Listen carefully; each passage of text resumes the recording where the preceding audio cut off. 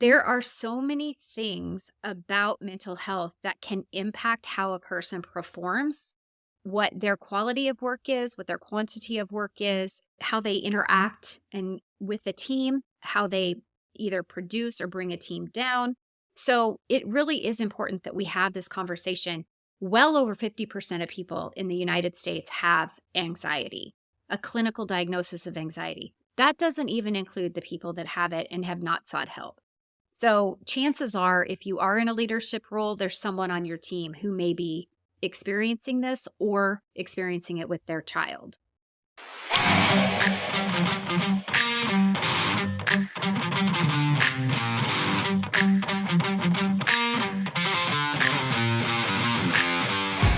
How can sharing your personal story transform your brand and help manage anxiety? Today on Seek, Go, Create, we're joined by Dr. Robyn Graham, a business growth strategist and author of You, Me, and Anxiety. Robyn specializes in integrating personal narratives into branding, believing that authenticity not only enhances business success, but also helps in coping with anxiety. Listen in as we discuss how embracing your true self in your brand can lead to not just professional triumph, but also personal peace and resilience. Welcome to Seek, Go, Create, Robyn. Thank you, Tim. That was a very lovely introduction. I appreciate it. Oh, thanks. We've already kind of given the preface that might have a little cold here, so I'm going to ask for some forgiveness from the audience, but we're going to enjoy this conversation. Just finish reading your book, and you do business stuff and all like I do in some ways, so I'm sure it's unique. We'll talk about that. But before we really launch into all of that, Robyn, why don't you answer the question either what do you do or who are you? Pick it and go ahead and answer. All right. That's a tough decision, and probably you're going to get an answer that's combined here. So, who am I? I am a child of God. I love Jesus, and I'm a mom of three, two adult children and one teenager. I have two dogs. I am an author, a speaker. I am working on my ACC credentials right now for solution-focused and neuroscience coaching. So I am a woman who has my hands in many, many pots, and they're always being stirred. You ever feel like you have too much going on? Yeah, this is one of those weeks where I feel like I'm on emotionally and sensory tired this week, where there's like all of that at one time. Usually managing energy is a really great gift that I have, but this week's been a little rough. Well, I've already shared with you a little bit rough for my wife and I. In fact, one of the things that we really purpose to do is that when we're feeling a little bit puny, like we are right now with some little crud, we try not to make any big decisions. Like we were planning some travel and some things like that. We say, you know what? Let's don't make those decisions right now. This is not a good decision time. And that's not the way we're wired. We just want to keep powering through. So, someone would listen. And what's odd, let's go ahead and get pseudo controversial to start off with. It's very often that men can have this long list of stuff and people don't think much about it. But then when women do, they kind of start getting, oh, it seems like you got a lot going on. Do you feel like it's a good example to be that productive? Or at times, do you wonder if maybe there are people that look at you and can get intimidated? That's the way I'll ask it. Leaders, let me ask you a question. Are you driving your organization forward, or are you just reacting to the daily chaos? If you're feeling stuck in the weeds, constantly putting out fires, and struggling to focus on the big picture, it's time to shift gears. As a leader, your greatest strength is your ability to think strategically and proactively. That's what leading is. But I get it. When you're caught up in the day-to-day grind, it's hard to step back and develop a clear plan. That's where I come in. I specialize in helping leaders like you implement strategies that move your leadership and your organization from reactive to proactive. I'm offering a free 30-minute coaching call to help you identify actionable strategies to become a more proactive and strategic leader. Whether you're preparing for a new season, tackling fresh challenges, or just ready to take the next step, this call will give you clarity and direction. I guarantee it. Don't wait for the perfect moment. Start leading with purpose and strategy today. Book your free coaching call now by hitting the book coaching call link in the show notes or visit timwinders.com/coaching. Let's work together to take your leadership to the next level. That's timwinders.com/coaching, your first step toward leading with focus and intention. Now, back to the show. Oh, that's a really good question. And I think it's a combination of the two. I think it's very individual. I don't think we can judge what someone else gets done compared to what we get done. We're all multiple different people. We're wired differently. Some of us are very task oriented. Some of us are just thought, thought work is better for them versus the actual to do. And I know for me, I'm a big to-do list check offer. And I pride myself in all that I can do. I'm also very good about making sure I get my sleep. I make sure I get my exercise. Those are things people don't see, right? Where we actually do nurture ourselves. And when you emphasize the things that are really important for your mind, body, and soul, people don't see that part. My devotions every morning or my Bible study every morning, that sets the tone of what I'm going to be able to do during the day. And so it is funny because I think people do look at other people and think, gosh, they get so much done and I get nothing done. But it's all how we use our time and it's all how we preserve our energy, right? Yeah, and I see. Let's go ahead and we'll throw this into the mix. There are a lot of people that are streaming whatever shows on Netflix, and watching all episodes. They're watching every sport. We're recording this in March-ish, where there's about to be a bazillion college basketball games. And my guess is you're probably not sitting in front of television a good bit. Wife No. and I barely have it. And what's interesting at the age we're at, I love that you brought this up because I think this might feed into success in business and also the conversation about anxiety, and that is the aspect of rest. Self-care is an odd word. I have to be careful with that. To me, it's more of just knowing, being aware of what you can and can't do and when you need to do it and things like that. I think self-care may have been used in an odd way, but I do think it's important for us to understand that. I used to be one of these people, Robyn, that was pretty prideful, and that's the right word to use, that I didn't sleep much at night and boasted about it. And that's the correct word to use too.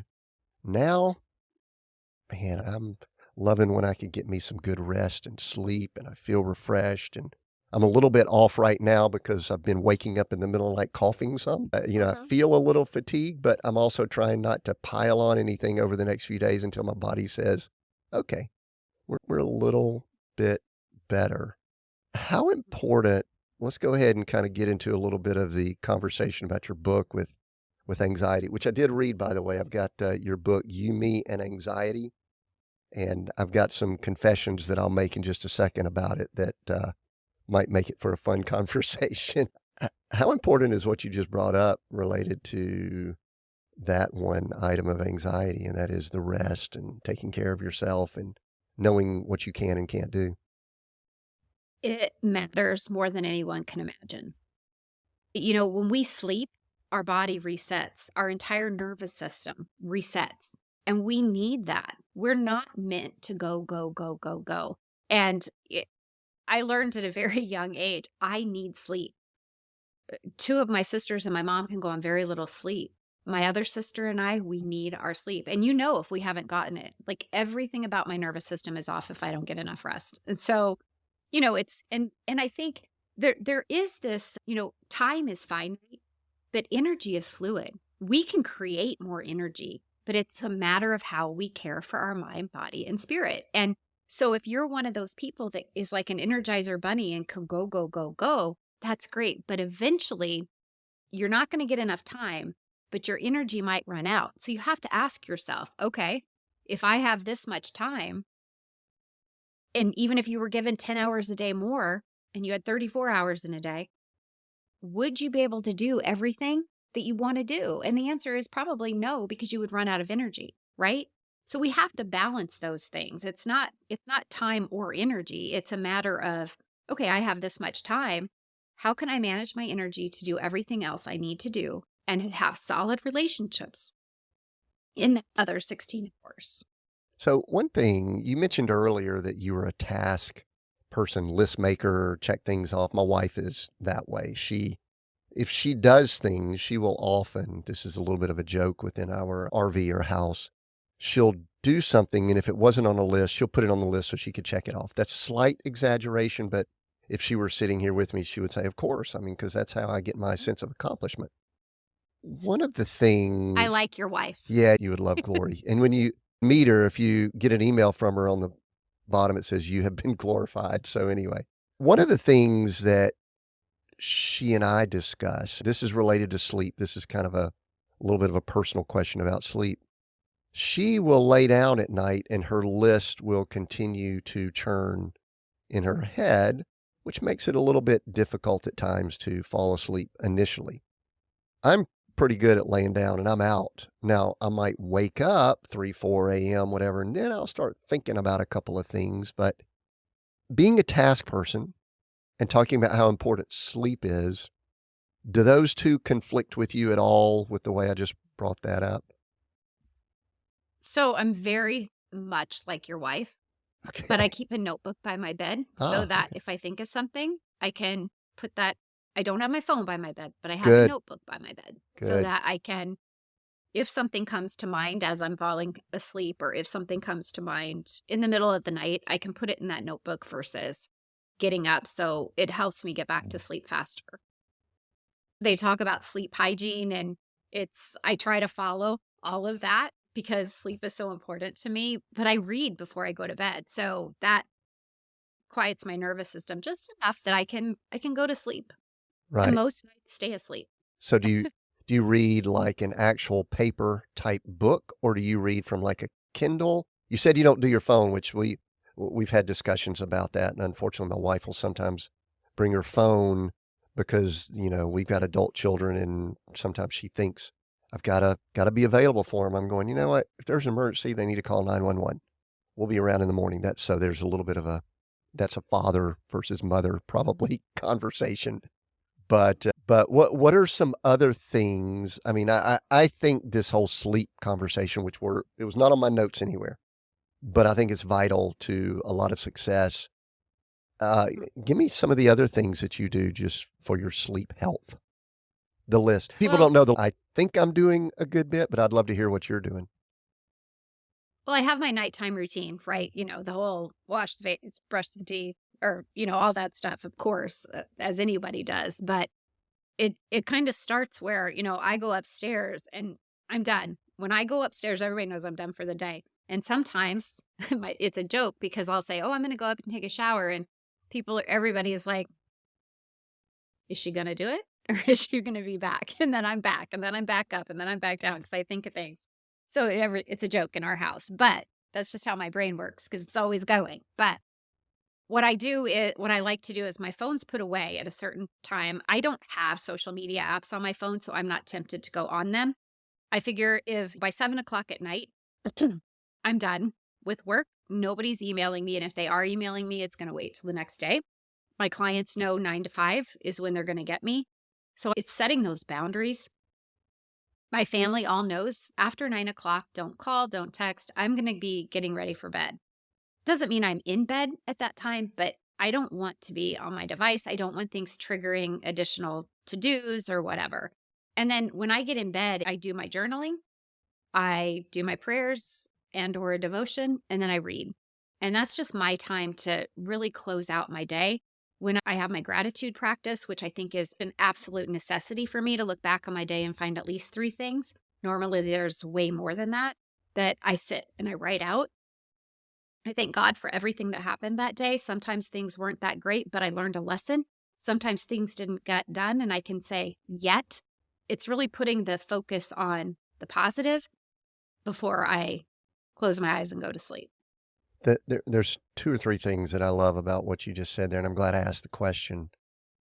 One of the first things was not allowing other people's emergencies to spill over. Years ago, I used to be a coach in the real estate space where people would buy and sell properties. And some people would pay, and they paid a lot of money for me to be their coach. People would say, "Can I get your cell phone number?" This was right around the time smartphones were coming along. I said, "No, you don't need my cell phone. Email, or, we've got a little forum and all that." They go, "But what if I have an emergency?" And this was my comment exactly. This is real estate. There are no emergencies in real estate. I'm sorry. If there's an emergency, you call 911. Well, what if I've got a deal or something? It'll wait till tomorrow. Oh, well, what if I don't get it? That's fine. We weren't supposed to get it. And so I love that you brought up, it's like, you know what? I'm shutting down. I don't need any of these emergencies. I like that. Another thing, and this is sort of I can't believe we're having this discussion about showering at night. And I'm not sure how appropriate this is, but I used to be like a morning shower person, but I've realized, and I track my sleep a little bit now, I do much better if I do a hot tub and or warm shower at night. I sleep so much better. Sounds like that Mhm. might be your rhythm, correct? It just completely relaxes me and sets me up for a good night's sleep. And then just everything from the day is gone. And it's just, I'm resetting for the next day. And I think it's important to do that. Yeah. And, when you talked about the emergency thing too, I mean, having had anxiety my entire life, it's like, there's always that concern. What if something happens? What if they can't reach me? If something did happen to my boys who are grown, what am I going to do? They don't live with me. So eventually I'm going to find out. If they need our advice, they contact us during the daytime. We usually have touch points, a text, or if we check in throughout the day, but I can't spend my entire adult life worrying about somebody needing me in the middle of the night. If it happens, it happens. But I'm up early, so there's not that many hours in It's between. not like they're going to miss that much. Between 10 p.m. and 5 a.m., then maybe people shouldn't have been doing that or something like that. But I just know my limits, and I know that to be yeah, the person that God's calling me to be, a good mom, a good yeah, business person, and do all the things, I need my rest. So it's a priority. And I think when you talked earlier, you asked about the book and how important is that. Sleep is incredibly important for anyone who has anxiety. We all have a choice, right? You can have a diagnosis of anxiety. You can feel all of these feelings and experience all these emotions, and you can just continue down that path, or you can choose to adjust your lifestyle and adjust your habits so that they're healthy and you can navigate it. So it becomes living with anxiety, or, having anxiety and suffering through it, to living with it, but managing it, navigating it, and loosening that rope of control that it's had around you. and it kind of feeds into something that popped in my head just now, and that is, I love the structure that you're talking about in your life. And so my question related to that is, did you grow up with structure, or is it something that you have developed over time? I mean, there were 4 of us. So my mom was a very young, as you know from reading the book, a Mhm. very young mom, and my dad worked a lot. So there were, I would say we had some semblance of structure, like, dinner was at the same time every day. We, got up at whatever time to go to school and stuff like that. It wasn't a rigid structure, but probably just enough where my body and my brain liked routine. I've always been very habitual, very routine oriented. So I would say that I had exposure to that when I was young. And then as I got older, I just knew what I needed. And I've always adhered to that. Right. And another thing I recall from reading your story in the book, there were some challenging times growing up. And Hmm. one of the things that I've observed is that many times chaos or disorder or some dysfunction Hmm. can impact our mental state and can impact obviously things Hmm. like anxiety and things like that. Hmm. I think I'll just leave it at that. What would you like to say about maybe how you were raised or some things from your story that fed into you dealing with this and working through this? That's such a good question, and it's probably way deeper than the time we have here. But what I'll say is that when you grow up in a dysfunctional environment, and I had very loving parents, but there's something called epigenetics, and they will flow down. And no matter what you're doing and who you think you are, these things are all going to impact behaviors and choices. And mental health was something that was not discussed. It wasn't something you got treated for. And so all those factors tend to build, and that leads to a lack of stability. And when you have a genetic predisposition to anxiety, those emotional instabilities or that emotional chaos is going to lead to a lot of nervous system agitation, lack of ability to regulate yourself, and it just leads to seeking different things to try to control the environment that you can't control. So I would say that definitely has an impact. Absolutely 100% has an impact on how we behave, the choices we make, how we develop in relationships, all of that. Yeah, and one of the things that I noticed in reading through the book, and this was probably one of the reasons why I wanted to have a chat with you, is that I know you work with business people. We'll discuss that shortly because I'd love to know more about what you do there. But the book was something that intrigued me. I wonder at times if I don't have enough compassion for people that might have anxiety, because most people that are around me would say that I don't have any of that. And maybe I do, maybe I don't, but that's probably not the way I'm wired. I Mhm. mean, there's some things that I read in the book and some other things like that. I'm going, I may have said, get over it before, which in the book, Mhm. which is actually not. Uh-huh. What do people need to know about if we don't have that? We've got our own issues. There's probably other things that we could discuss, but if that's not something we deal with, what do we need to know? So, it's such a great question. It's one of the reasons why I wrote the book. But first of all, Tim, you don't know what you don't know, right? In the book, I give an example of an incident we had with our son, and my husband had no idea how to deal with anxiety.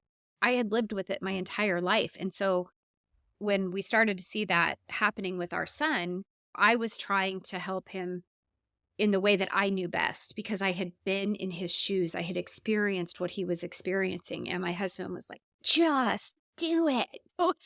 And I'm like, you can't do that to him. It was this whole scene at the kitchen table, and it was at no fault of his. He did not know. And so, you may have said get over it. And trust me, I have kids with anxiety, so it's very easy to want to say that. Like, just put your boots on and let's go. It doesn't work that way. And that is one of the reasons I wrote the book, was because what's happening in our teen society is kids are being bullied every single day. They're being accused of being weird. People don't understand them. And when there's a lack of understanding, there's judgment, right? And so, I mean, to tell my story, like, I have a really great life, but there were a lot of hiccups along the way, right? A lot of things I had to overcome and navigate. So it's not that I'm special in telling my story. When kids are struggling and people don't understand what they're struggling with, you can't help them. So if I can increase the awareness of anxiety, and now we hear a lot more about anxiety and a lot more about depression and mental health challenges than we ever have before, there are a lot of people out there who use it as an excuse. They use it as an excuse for poor behavior, poor choices, for lashing out at other people, for not respecting other people, for doing drugs or other things, right? Making unhealthy choices that affect other people and influence other people's lives in a negative way. So, when you say that, if you're dealing with someone who is using it as a crutch or an excuse to get their way or to not do things that they need to do or to not be a productive member of society, I can see where that frustration and lack of compassion would be, but only because I've done the work I've done. And when we talk about navigating anxiety, it is work, just like changing your mindset, just like, anything else that you want to accomplish that's going to be meaningful in your life. It's work, it's action, it's doing something to move through it, to push yourself forward. It takes action to succeed, no matter what it is. And it's no different with mental health. Now, when I sat down to write the book, I wanted other teens to recognize this kid may be peculiar. You may not understand them, but give them the grace to get curious and try to get to know them, because underneath these strange behaviors or this inability to talk to someone at school, or this, need to kind of hide in a corner, that doesn't mean they're weird.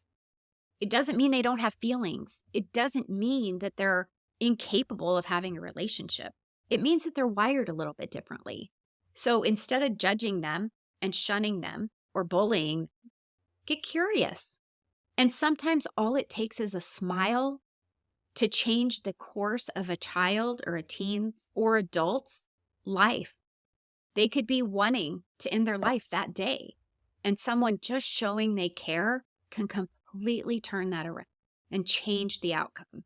At what age did you become aware, or you mentioned you've done a lot of work? Did you start doing the work or get help or whatever? What was your age when that occurred? So the first time I got help was in college, and that was around an eating disorder.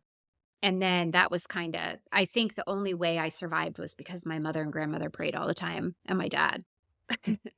But I never had true help, like really dedicated help, until I was an adult. I got the help I needed as we were seeking the help my son needed. So way too long, way too long. Hmm. I was in the medical profession. I should have known, I knew everything, but it wasn't until I was in my 20s that I actually had that first experience with therapy and understanding more about myself and my emotions. I learned a lot. I tried to navigate it all on my own, but that official help I got wasn't until I was in I don't even know how old I was, but I was an adult. Later. It was later. It was It was later. a It couple was years too later. later. Yeah, we'll say a few years later. It's During too the later. interim, would you say you were managing it? Were you, as Tim said earlier, dealing with it? Were you ignoring it? How would you, because to me, it seems like that's probably where a lot of people are. I would say that I was managing it Hmm. most of the time, Hmm. but not all of the time.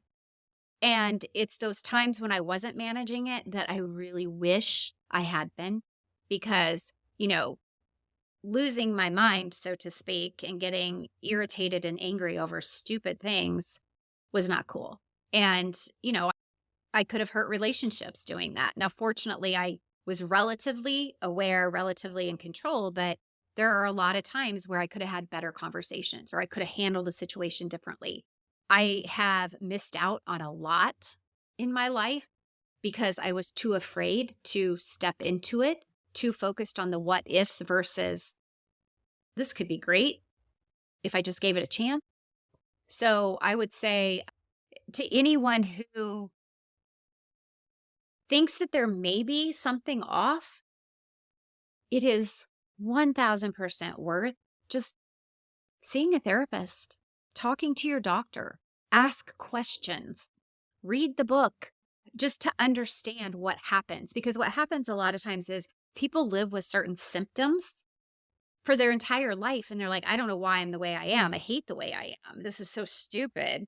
And they develop guilt and shame and all these things, when the reality is it's a chemical imbalance in the brain, or there's a neural pathway that just keeps firing in a negative way, like a Ferris wheel. You have the Ferris wheel and it's going round and round and round, and it slows down to let people off and let new people on.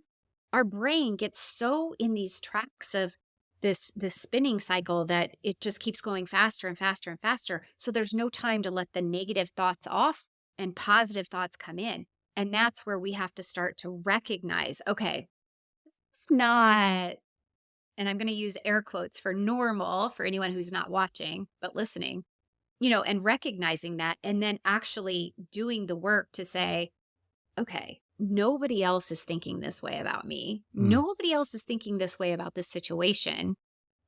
It's probably not as bad as what I'm thinking it is.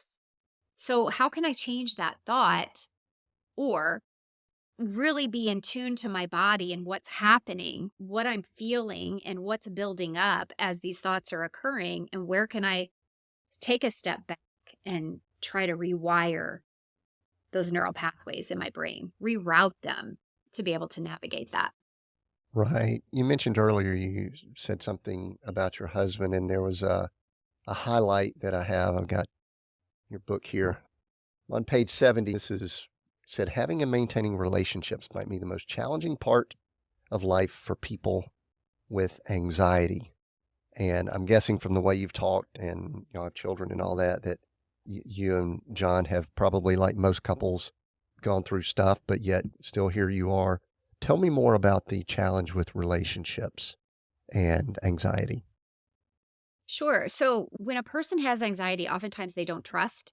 So, if they don't trust, that can be, and I've always trusted my husband. It hasn't been necessarily like a bad thing in our relationship. However, that lack of trust leads to hypersensitivity, a lack of confidence in self. So, you become hypersensitive, right? To wait, did they say that? Well, what does that mean? And instead of asking, you react, right? So it's not just absorbing, it's not just considering, it's a lot of the times it's reactionary or accusatory, things like that.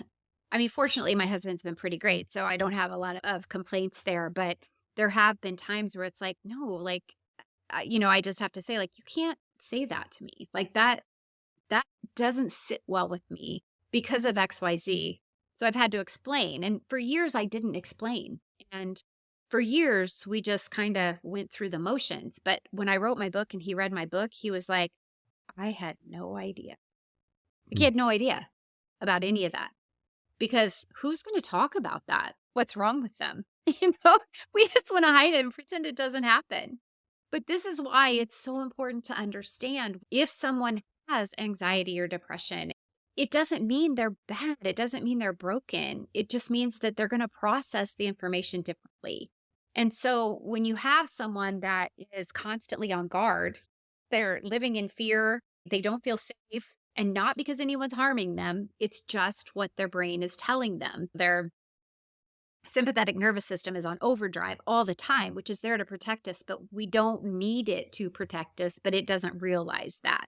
So you're living pent up and all this energy. The second somebody says something that could be questionable or whatever, you react and it makes it hard, right? And it makes it hard to also put yourself out there to be vulnerable in relationships. And if we're not willing and able to be vulnerable in our relationships, you don't really get to know the other person. And so there's just a lot of things that are prevented in terms of developing strong relationships when you're living with, well, what if, or, for example, like this is so many people I talk to who have experienced anxiety. It's, you go somewhere like out to dinner with friends or whatever. And instead of it being like, oh my gosh, that was so fun, it's, did I say anything wrong? Are they talking about me? What if I said that and they didn't like what I said? Maybe they're talking about me behind my back. Maybe they didn't have fun. And it's just this cycle of thoughts. So when I say it takes action, right, over anxiety, it's literally catching those thoughts and saying, Robyn, you didn't say anything bad. They love you. They adore you. They laughed with you, not you. We already set a date for a new plan. It's like, really taking that active intention to change how you're thinking about a situation and letting yourself know it's okay, you're safe. So one thing, this is what kept popping to my mind. This will tell you where I'm at. I kept thinking about how some of those things just never come to my mind. And I was wondering if they do with your husband. Have y'all talked about this? No, Like if y'all go out to dinner no, with a couple, is he sitting here going, man, I hope I'm wearing the right outfit? Is that even go through his mind at all? No. nope, nope, And it, not at all. But let me tell you something. There are so many different types of anxiety. so many different levels of anxiety. So you can have general anxiety disorder, you can have social anxiety disorder. There's all different kinds of anxiety. I was an unlucky one because I've got multiple, but every single person is different. Something that would bother me might not ever bother my husband, but there may be things that would bother him. Maybe from a professional perspective, he doesn't really have anxiety, and he'll tell you that. I think he It's, he and I would get along famously. My wife's like, you never even thought about that you may have messed up or did something there." I said, "No, it never crossed my mind." And mm-mm, mm-mm. and I also wonder, this is like one other this is me digging a little bit to see if I can understand something better. Does it cause a possible conflict, might be the right word, if someone does come across as being fairly confident, let's don't use the word arrogant, but they say things with definitive tone as if they sort of know it all. You can tell I've Mhm. never done this, can't you? And what does that do for someone who might be on that end of the scale that you're talking about that have anxiety? To me, it seems like it's probably not helping. It's probably irritating the situation. But tell me what your thoughts are. Absolutely. I mean, you're talking about somebody who is going to evaluate. And I shouldn't say for everyone, because every single person is unique and every single person handles everything differently, right? And perceives differently. And their nervous system may be activated, may not be activated. So this is all very non-specific and generalized, right? Because that's just how we have to approach it. But someone who does have generalized anxiety disorder or even social anxiety, where you're in a situation and somebody talks in a put off kind of way or seems to be holier than thou, so to speak. Their ego is clearly present and they're very prideful. It can be a turnoff. It can be, yeah, I don't feel comfortable with that person. I feel like they're judging me or they think they're better than me, or, it can trigger those, gosh, I could never be like that thoughts. So, yeah, I think there's always an opportunity for someone's attitude to impact someone else. But I think for someone that has a clinical diagnosis of anxiety or is experiencing anxiety, that it's going to make it worse for sure. Right. So, what was your spiritual life growing up? Because there's a scripture you bring up here, Philippians 4:6-7. I think this is one of my wife's, like, I don't want to say life verses, but I think this is one of her foundational verses is, "Do not be anxious about anything." And tell me a little bit about your spiritual upbringing and then what that scripture means to you as someone who might be anxious about things from time to time. Yeah, well, that one's on repeat, right? And it's one that I reference a lot. But so I grew up, um, I mean, obviously in church, but it was like fear and guilt driven, if that's the right phrase. Like, you had to do this and you had to be a good Christian and you had to do this or you were going to hell. And if you were lukewarm, you were going to be spit out. So it wasn't until my adult years, and not all that many years ago, that I really developed that relationship and discovered how powerful the Holy Spirit is in me. And part of that was when I was writing my book. I was like, how did I come up with that? I didn't write that. I was like the Holy Spirit was right there. So, which I know sounds kind of crazy to people that aren't really, I don't know, it sounds kind of crazy. But anyway, so yeah, it wasn't until I was well into my adult years that I really understood. And it was just me out of necessity seeking that peace, the hope, and really diving into, studying the Bible, memorizing scripture, learning like what it really was that Jesus was asking for, and letting him be at the center of my life and welcoming him in for conversation, because doing it on my own wasn't working. So, it really was just learning how to have that relationship. I always knew Jesus, I always had faith, but it wasn't what it is Right. It's still part of the journey. My wife and I were just talking this morning. We're in our 60s now, and we have actually just learned some things from a spiritual standpoint. And we've been studying and all for 30, 40 years. And we're going, the more we learn, the more we realize we don't know stuff, and we're just continuing to Yeah. work on things. Yeah. I feel like you would probably admit this. We're not definitely presenting to anyone we've got it figured out. No, But not at all. I want to shift just a little bit here. I'm trying to watch my time. I really want to get into some business conversation. One of the things that I have a theory about is that since, let's go back close to 10 years, we'll put a timestamp on this. We're recording this in 2025, and let's go back 10 years. I could list out some things that were going on politically here in the United States. We can go a few years beyond that and talk about COVID and other things like that. I believe that there have been, if there was some anxiousness that people have had, I believe that there has been some gasoline that's been poured onto that fire from our culture, society, our environment. And I'll throw one more thing in, and I'm just going to pause and let you talk about this. I believe that social media has amplified that to the nth degree. And I believe that there's some people that probably didn't feel as if they suffered with anxiety, that now they realize they probably do. All you have to do is just look at some of the political discourse and things like that. So when I bring that up, what comes to mind? So, so many things. I need to take a deep breath. Let's be calm. Let's be at peace. Yeah. So, anytime there is change, someone who has anxiety may be triggered. People who may never have had anxiety may develop anxiety or anxious tendencies because there are a lot of unknowns.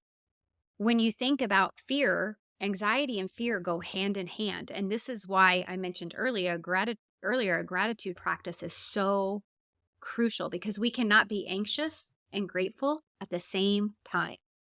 It is absolutely imperative that we offset some of that anxiety, looking at all of the good things that we have in our life. What's happening in our society today, and social media and media in general, is amplifying mental health challenges because people don't know who to trust. People don't know what's real, what's not real. People are spewing messages of hate out of fear, strictly out of fear, because they don't understand someone else. They don't understand why decisions are being made.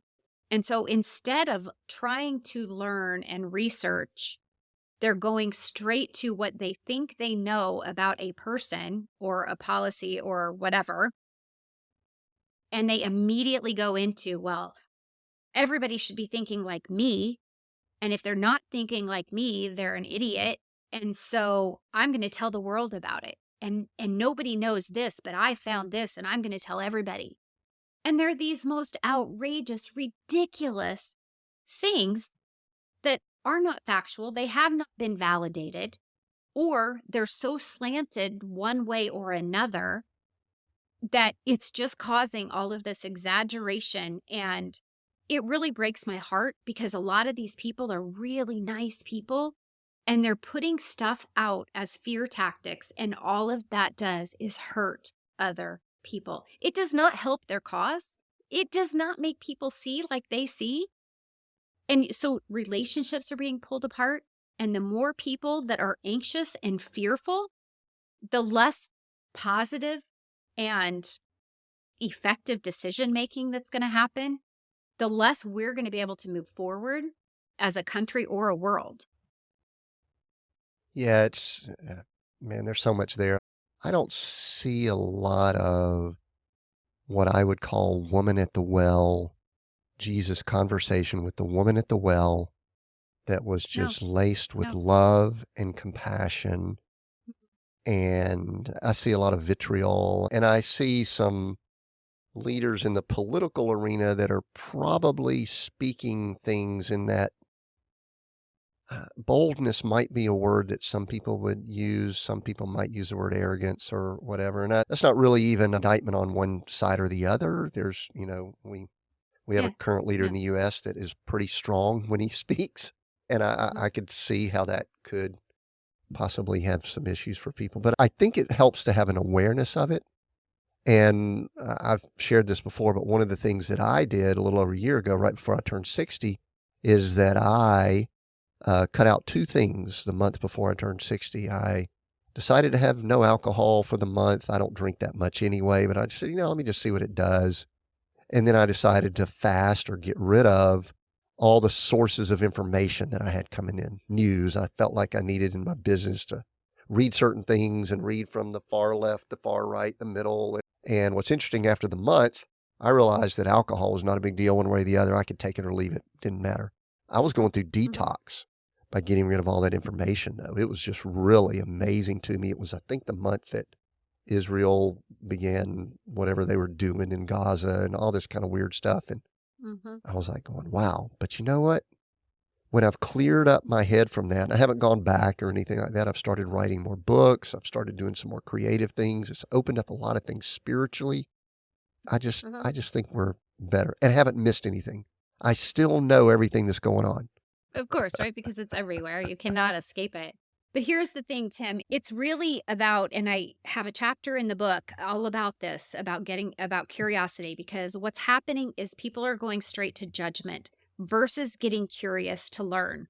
And the second we lose curiosity, the second we don't focus on getting to know other people and valuing their opinion, even if it's different than our own, we lose the concept of healthy relationships. Mhm. Got a couple other things about the book, but I think before I do that, I think I'd like to ask, at what point and how did you move from, what was your doctorate in? Pharmacy? Is that correct? Pharmacy. So Yeah. how'd you move from pharmacy into coaching, business growth, and strategy?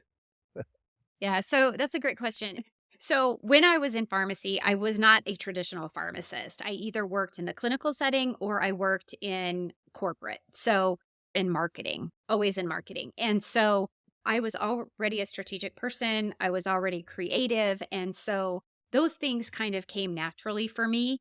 And I had built a medical writing and consulting business that was very successful and all through relationship marketing. Back then, there wasn't SEO, there wasn't social media. It was all relationship marketing. And so I had grown that business. Well, then when my boys were they were like upper middle school ages and my daughter was still a toddler, our nanny got sick and I was working part-time, but I was working for myself. Even if you're only working 30 hours a week, that's a lot when your husband travels 50% of the time. You have no family where you live and you're doing it all. And that so I lost my only source of like real help. And then our son was showing signs and symptoms of anxiety. And I was like, my husband and I talked about it and we're like, we can't keep up this pace or our family's not going to be healthy and survive. So he's like, you love photography, do something with it. And I was like, what? He goes, yeah, do something with your photography. I see you when you do it, you light up. And it had been a hobby my whole entire life. And it really did ease my anxiety. It really did help me using that as a creative outlet. So I started a blog, and within 6 weeks, I had my first paying client, which was a branding client. And I did all of her photography for her website, her CD cover. She was an artist, a musician, and entertainer. And that was it. I was like, oh my gosh, I love this. So I did that for 11 years, headshots and branding, photography. And then towards the end of that 11 years, I saw women did not know how to build a foundation for their business. They didn't know. I was very strategically creating these images for them to use. They didn't know what to do with it. So then I started consulting in that way. And then I got a certification in branding and became a brand specialist. And then that just led one thing to another. I learned so much and I created like a mini agency type environment where I had a website designer, I had a copywriter, I had a social media expert, I had a videographer, and then I did the photography and did the coaching around building the foundation for your business. And so that's how I got to where I am today. And I, yeah, I wrote the book. And when I wrote the book, I was like, well, I've got the podcast, the book, the photography, I'm like, I can't do all this. So I let the photography go, sold my studio to a photographer that had been working with me. And yeah, and when I wrote the book, I felt God saying to me, I want you to do something for moms and teen girls. Well, when he calls you to something, you should do it, because here I am 3 years later and I'm like, okay, so I'm working on more certification, I'm getting ACC credential, and a lot of things are going to kind of pivot soon. So are we going to, is the announcement here, or is it something that you're moving in a It's to direction, or what? come. It's to come. We're still mapping that out. So, yeah. Yeah. Yeah. I've built a really good thing with my business and I love what I do. So, I don't know that that's going away, but I think there will be some shifts and additions. How does the work you've done with anxiety spill over into the work you do with business growth and strategy? And then how does it It's contrast? Does it cause any conflict at all? No, I would say it does not cause any conflict whatsoever. But what it has done is given me the gift to be able to help more people, because a lot of women are there because of social media, and a lot innately are, they get sucked into comparison, imposter syndrome, doubt, fear, and all of those negative emotions. And so we have to do a lot of mindset work. And it really is being able to coach them through that and discovering, okay, is this real? Is this not real? And how can I really access, the gifts that I have and my identity in Christ? And so all of that becomes a very important part of everything I do, because people can't show up authentically if they don't understand themselves and what is making their nervous system churn. Right. Yeah. I actually could see it could be a good fit. One of the things I thought of as I was reading through the book, I was just kind of going, okay, as a leader, you're a leader over 20 people, let's say. The chances of someone I know you wrote specifically for parents. However, in my mind, I'm sitting here going, what can I understand about this from being a leader of an organization? And so I thought it was helpful. I want to tell you the thing that my personality enjoyed the most, as if my personality really matters. But what I Of course enjoyed, it does. I was going through and I was feeling a little bit, I don't want to say down, but you were identifying the issues with anxiety. And then there was a chapter titled Laughter. And I went, oh, well, things just changed a little bit. The next chapter was kindness. The next chapter is apologies.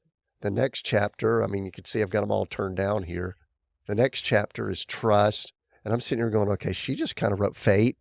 She just all of a sudden wrote something that is for everyone, that we all need this type stuff. But there Mhm. was one other one I can't comparison. I think that's when I got into social media. So I enjoyed it. The book is You, Me, and Anxiety. Take action over anxiety to enjoy being you. And I think it's valuable for someone who either is going through it, like you said, or they're a parent. I also think it has some applications for people in a leadership role. I've got an Mhm. organization that kind of oversee to some extent, and I'm sitting here going, what are the chances that there's someone in that organization that deals with this? And I don't know exactly Mhm. what Mhm. I would do. I don't think I would say get over it anymore. So if nothing else, maybe you've achieved and accomplished things there. But tell people, Robyn, I've got a couple other things, and I'm going to wrap up with something that I think is very important from you. But tell people how they could connect with you. Tell them the type people that maybe should do this, from the business growth strategist, if you want to send them there, who needs to get the book and where they could go. I'm sure it's Amazon and all that, but just go ahead and tell all of that. We'll include it down in the notes. Sure, absolutely, Tim. Thank you for that opportunity.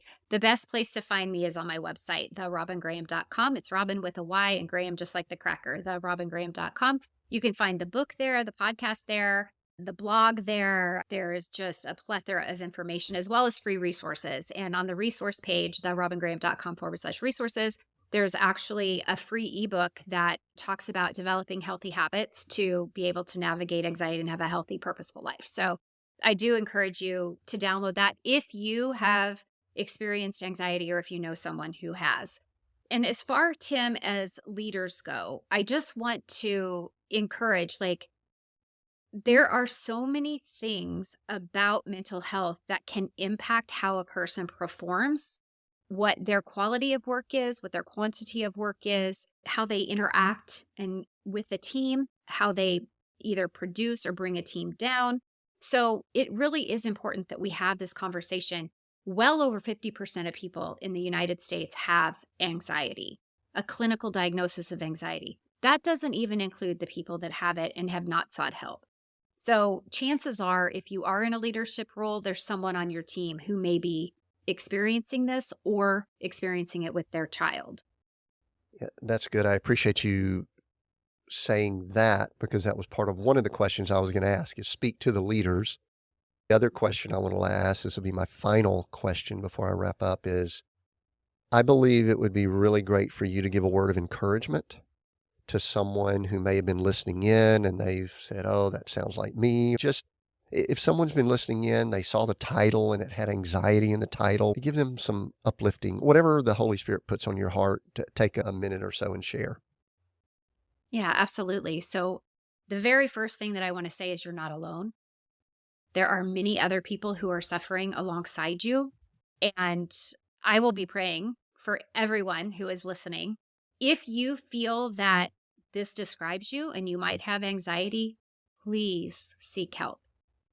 There is nothing shameful whatsoever about having a mental health diagnosis. So I encourage you to ask your physician, ask a friend, a neighbor, someone to recommend a therapist to you, because the more we are aware of any mental health challenges, the better we're going to be able to navigate them, the better quality of life we're going to have, and the better quality of life our family is going to have, and the deeper our relationships will become. And we all need each other. This isn't something you do in a silo. Thank you, Robyn. Robyn Graham, I appreciate you being a guest. I appreciate you writing the book. You, Me, and Anxiety. Take action over anxiety to enjoy being you. Grab a copy of this. I appreciate you joining us here on Seek, Go, Create. I appreciate y'all listening in. I think there's been an important conversation. Take some action. Don't be passive. If you're being nudged, do something. And we have new episodes here every Monday. We're on YouTube. We're on all the podcast platforms. Keep writing comments. Keep sharing all the things that you're doing. We appreciate it greatly. And we will see you next week on Seek, Go, Create.